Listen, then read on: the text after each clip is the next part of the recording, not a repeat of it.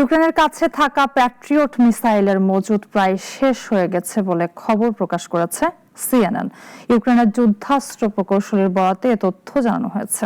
রাশিয়ার প্রতিনিয়ত হামলা মোকাবেলায় সামরিক শক্তি বাড়াতে এখন নতুন করে ভাবছেন জেলেনস্কি।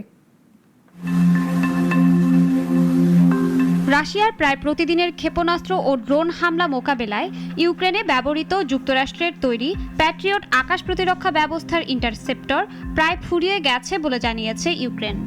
বার্তা সংস্থা সিএনএনকে ইউক্রেনের কর্মকর্তারা জানিয়েছেন, দেশটির কিছু প্যাট্রিয়ট লঞ্চার ইন্টারসেপ্টর না থাকায় কার্যত অচল পড়ে আছে। ইউক্রেনের ভূখণ্ডে একটি প্যাট্রিয়ট সিস্টেম দেখার অনুমতি দেয়া হলেও নিরাপত্তার কারণে এর মডেল ও অবস্থান প্রকাশ করা হয়নি। ইউক্রেনের প্যাট্রিয়ট ব্যবস্থার প্রধান প্রকৌশলী দিমিত্রোর দাবি, তিনি 6 সপ্তাহ ধরে কোনো লঞ্চার থেকে ইন্টারসেপ্টর ছোড়া দেখেননি। ইউক্রেনের প্রেসিডেন্ট ভলোদিমির জেলেনস্কি বলেছেন, শীতকাল পার করতে দেশটির কাছে যুক্তরাষ্ট্রের দেয়া মজুদের প্রায় 5% প্রয়োজন হলেও বর্তমানে তাদের হাতে রয়েছে মাত্র 1%। দিমিত্র বলেন, সরঞ্জাম থাকার পরও শত্রুর ক্ষেপণাস্ত্র ঠেকানোর মতো ইন্টারসেপ্টর না থাকা অত্যন্ত হতাশাজনক। তার ভাষায়, ব্যালিস্টিক ক্ষেপণাস্ত্র মাথার উপর দিয়ে উড়ে যাচ্ছে, অথচ সেগুলো ঠেকানোর সক্ষমতা নেই। প্যাট্রিয়ট ব্যবস্থার ইন্টারসেপ্টরের সংকট শুধু ইউক্রেনেই নয়, বিশ্বজুড়েই দেখা দিয়েছে।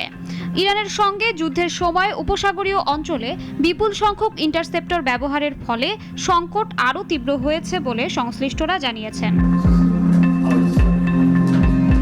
এদিকে জেলেনস্কি ইউক্রেনেই প্যাট্রিয়ট ইন্টারসেপ্টর উৎপাদনের পরিকল্পনা করছেন।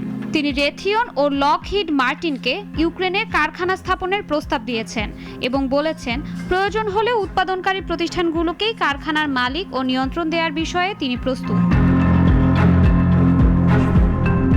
গত জুনে আঙ্কারায় ন্যাটো সম্মেলনের এক ফাঁকে মার্কিন প্রেসিডেন্ট ডোনাল্ড ট্রাম্প ইউক্রেনকে প্যাট্রিয়ট ইন্টারসেপ্টর উৎপাদনের লাইসেন্স দেওয়ার সম্ভাবনার কথা জানিয়েছিলেন। পরে অবশ্য হোয়াইট হাউস জানায়, এ বিষয়ে এখনও কোনো সিদ্ধান্ত বা নিশ্চয়তা দেওয়া হয়নি। শাশ্বতী সরকার, নাগরিক।